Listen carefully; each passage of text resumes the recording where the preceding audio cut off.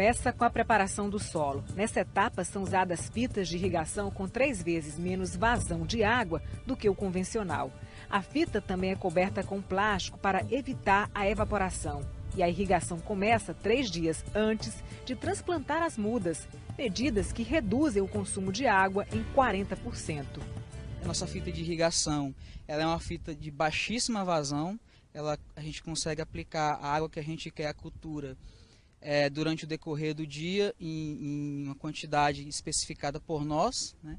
Então isso representa um equilíbrio na aplicação durante o dia e evita de que eu tenha percolação de água no perfil do solo além do que eu queira. A etapa seguinte é o plantio das mudas. Elas ficaram em estufa durante 14 dias. Como se fosse uma estufa móvel. Para o plantio, são usadas máquinas fabricadas no Ceará. Cada máquina pode plantar 17.000 mudas por hora. Os trabalhadores vão sentados e na sombra. Antigamente, cada funcionário desse ele tem um trabalho grande, que ele tinha que estar se baixando para pegar cada mudinha e plantar uma. Hoje, como nós acabamos de estar vendo aqui nessa máquina, eles vão sentados, bem acomodados, fazendo aquele seu trabalho sem muito esforço físico. Há um pouco de esforço físico, mas bem pouco em comparação ao que nós tínhamos no futuro. Depois de mudas plantadas, elas são cobertas com TNT, metros de tecido não tecido e um mar de plástico que fazem o campo parecer com salinas. Uma imensidão de branco que enche os olhos de beleza, tudo para proteger as mudas do melão do sol.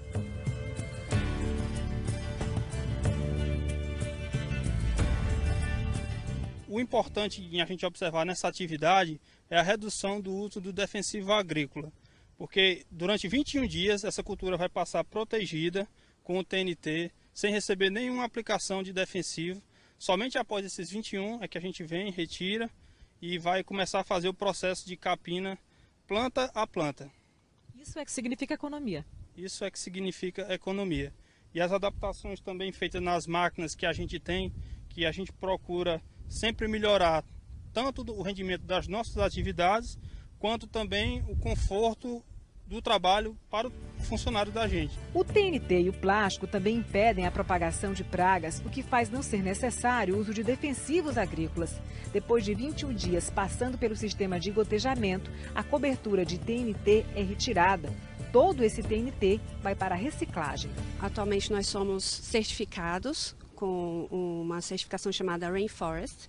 Temos essa certificação de sustentabilidade. Todo esse material, plástico, TNT, que é o tecido não tecido, nós vendemos para uma empresa que faz a reciclagem desse material, né? Então todo esse material ele é reaproveitado por essa empresa certificada, né, também para a reciclagem desse material.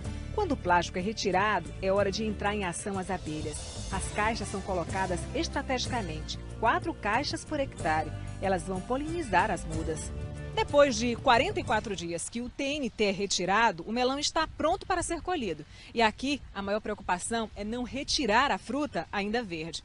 Por isso, o mesmo campo pode ser colhido 2, 3, até 4 vezes. Lentamente, a máquina vai passando e os trabalhadores colocam na esteira os melhores frutos. O melão produzido aqui tem um dos mais altos percentuais de doçura, o Brix. Sabor e doçura são medidos usando o paladar e equipamentos como esse.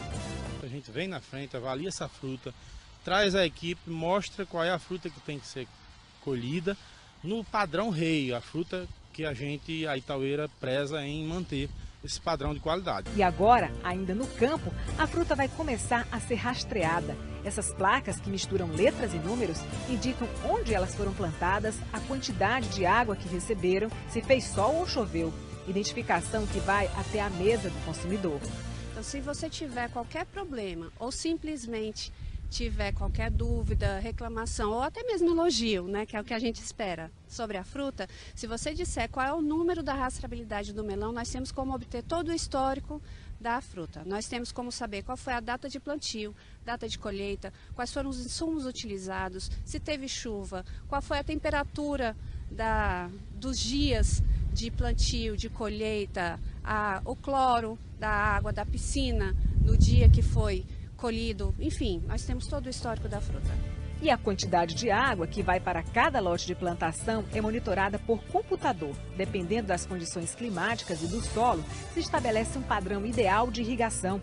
Isso vem permitindo aumentar a área plantada e diminuir o consumo de água. Em 2012, em 510 hectares, o consumo foi de 4.012 metros cúbicos de água por hectare por safra. Em 2014, nos 635 hectares, o consumo de água reduziu para 3.312 metros cúbicos por hectare. Hoje a empresa ela coloca um hidrômetro, um medidor de água, em cada lote de irrigação, justamente para termos esse controle bem fino. 90% do que é produzido aqui no município de Canto do Buriti tem como destino certo a região sudeste do país. Os outros 10% vão para a Europa e o Canadá. Depois de colhidas, as frutas são lavadas em água clorada 2 vezes. Depois, passam por essa máquina que distribui os melões em 10 baias, cada uma de acordo com o peso da fruta.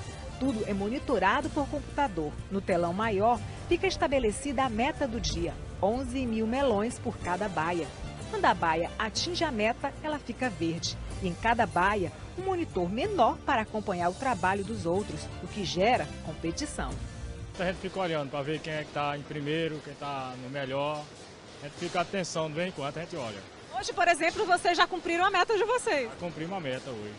E quando faz isso, como é que é? Aí a gente continua na mesma pegada, não diminui não. Comemora? É, a gente fica alegre, né? Quando sai primeiro tá alegre. Tem disputa mesmo? Tem, todo mundo aí fica na disputa.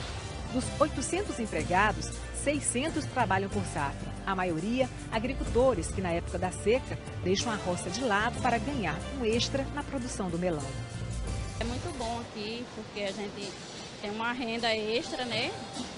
Nas caixas, as frutas recebem a mesma numeração do lote de produção lá do campo. E assim, são rastreadas e seguem para a câmara fria e para os caminhões ou containers, no caso de exportação. Tecnologia de ponta.